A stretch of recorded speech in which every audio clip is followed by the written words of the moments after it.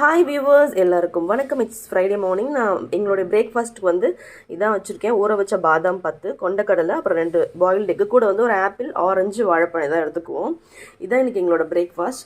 லஞ்சுமே காலையிலேயே முடிச்சிருவேன். பாவக்காய் புளிக்குழம்பு, அப்புறம் சாதம், அப்புறம் வந்து உருளைக்கிழங்கு வந்து பொரியல் முடிச்சிட்டேன். இப்போ வந்து ஒரு சின்ன டிப்ஸ் என்னென்னா, என்னோடய கிச்சன் கவுண்டர் டாப் பார்த்தீங்கன்னா ரொம்பவே சின்னது தான். இந்த பக்கம் ஃபுல்லாக நான் திங்ஸ் வச்சு முடிச்சிட்டேன். ஸோ இந்த பக்கம் கேஸ் ஸ்டவ் இருக்கா, இங்கே கொஞ்சம் தான் எனக்கு இடம் இருக்கும். ஸோ எனக்கு அப்பப்போ சமைக்கும்போது அழுக்கு பாத்திரம் விழும் இல்லையா, அதெல்லாம் எடுத்து நான் அப்போவே வந்து நான் சிங்கில் போட்டுருவேன். அப்போ தான் எனக்கு இங்கே இடம் வந்து கொஞ்சமாவது கிடைக்கும். அதே மாதிரி வெங்காயத்தோல், பூண்டு தோல் எதாவது நமக்கு குப்பை வரும் இல்லையா, அதையும் அப்படியே அடிக்கடி இந்த டஸ்ட்பின்லேயே போட்டுடணும். இல்லைன்னா இங்கே ரொம்ப கிளம்ஸியாக இருக்கும். அதுக்கப்புறம் நம்ம வந்து சமைக்கிறதுக்காக காய்கறி எல்லாம் எடுத்துகிட்டு வந்து வைப்போம் இல்லையா, தேவையானது எல்லாத்தையும் வச்சுட்டு மீதி எடுத்துகிட்டு போய் அப்பப்போ ஃப்ரிட்ஜில் வச்சுருவேன். கருவேப்பிலை, கொத்தமல்லி எல்லாமே.